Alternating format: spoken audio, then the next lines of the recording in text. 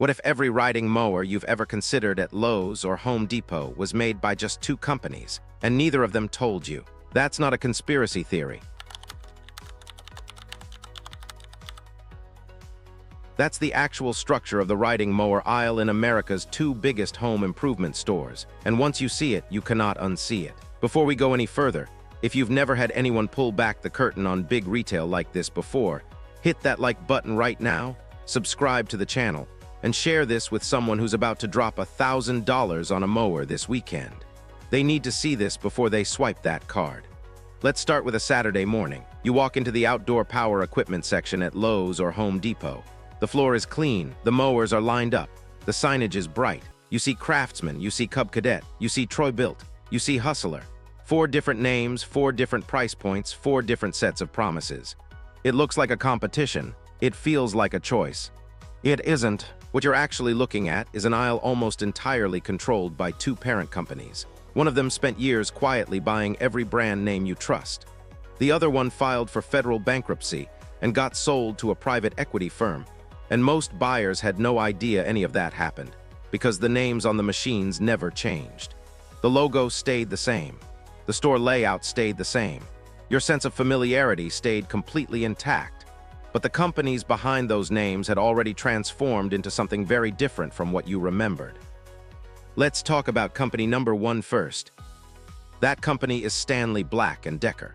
And the way they built their dominance over the riding mower category is one of the most quietly effective moves in American retail history. Here's how the pieces came together. Craftsman is a Stanley Black Decker brand. They purchased the Craftsman name from Sears back in 2017. For most American households, Craftsman isn't just a tool brand, it's a generational memory. It's the name on the mower your dad had, maybe the one his dad had before him. Stanley Black Decker bought that memory, that goodwill, that instant recognition, and they put it on their products. But that was just the beginning. In 2021, they paid $1.9 billion to acquire MTD Holdings, a privately held outdoor power equipment manufacturer based in Valley City, Ohio.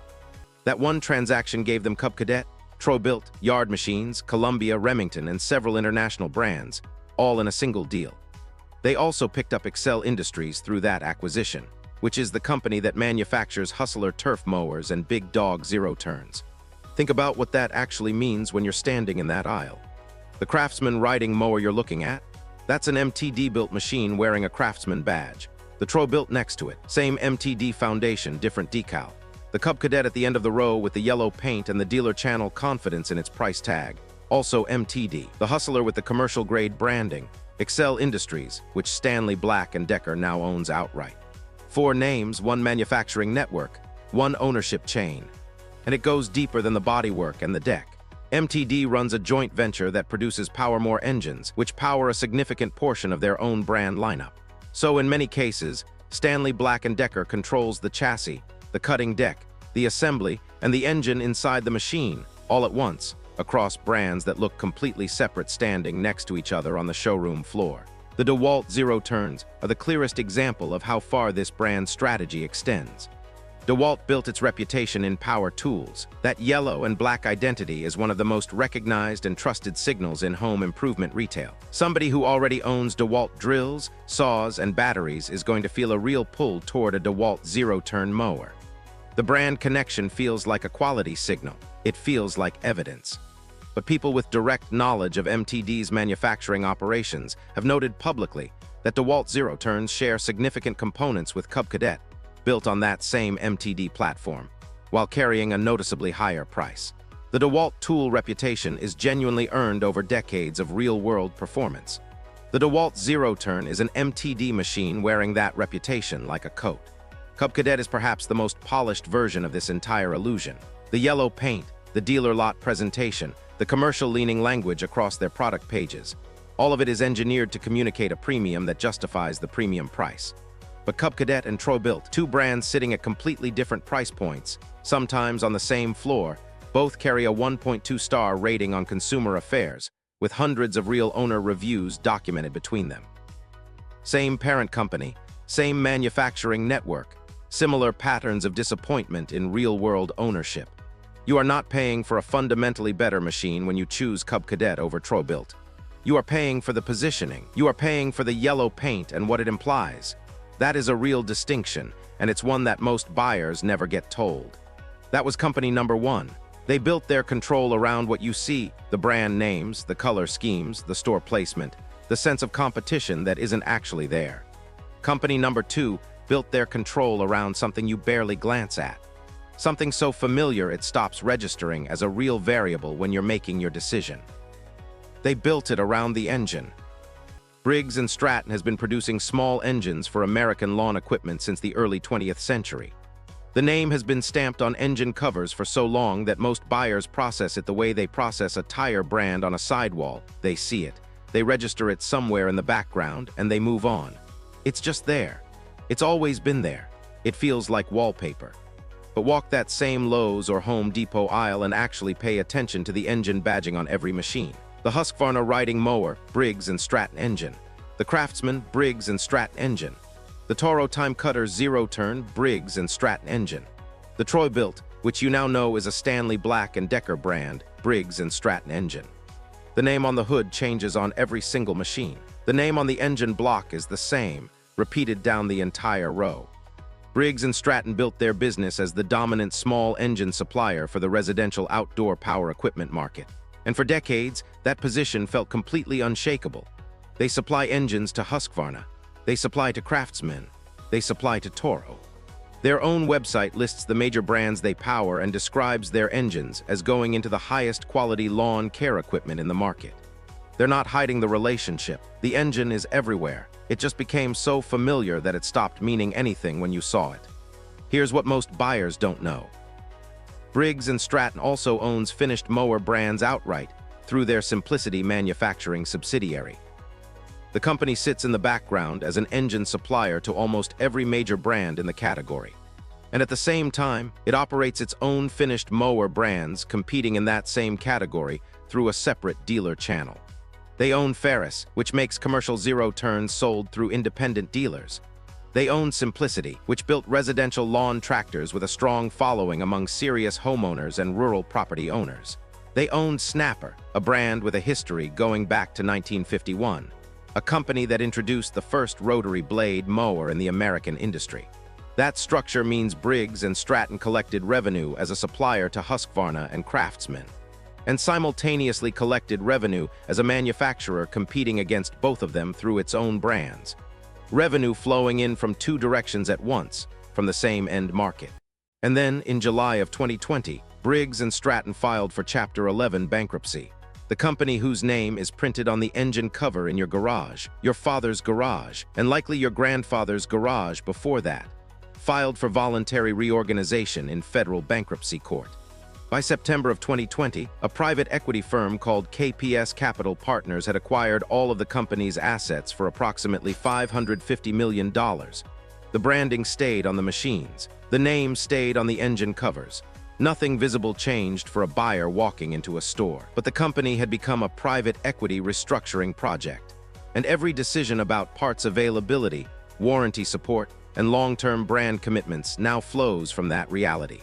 If you purchased a Simplicity tractor or a Snapper mower between 2018 and 2023 with the expectation of a stable, long-standing American manufacturer behind your investment, that foundation had already shifted before you finished your second cutting season with it. This is a good moment to pause, because if you're watching this channel for the first time, this is what we do here. We go behind the brand names and the store displays to show you what's actually going on before you spend your money. Hit that subscribe button and turn on notifications so you never miss a video like this one. There are more conversations like this one coming, and you don't want to walk into your next big purchase without this kind of information in your corner. Back to Briggs & Stratton, because the story doesn't stop with the bankruptcy filing. After KPS Capital Partners took ownership, Briggs & Stratton discontinued both the Simplicity and Snapper tractor lines in North America entirely. Reasoning given pointed to a multi-year decline in the riding tractor segment and directed existing customers toward Ferris alternatives instead. For anyone who had built loyalty to either of those brands over years of reliable ownership, that direction wasn't particularly satisfying. Snapper specifically, a name with more than 70 years of American lawn care history behind it, was then licensed to a Chinese company called Day North America. The Snapper name didn't vanish overnight from retail shelves, But the American company that built those machines and stood behind them since 2004 is no longer the entity attaching that name to what you're buying. Now, here's something important to say directly, because fairness matters in this conversation. Not every mower powered by a Briggs and Stratton engine is a poor purchase. Many of them run reliably for years under normal residential use, and that's worth saying clearly.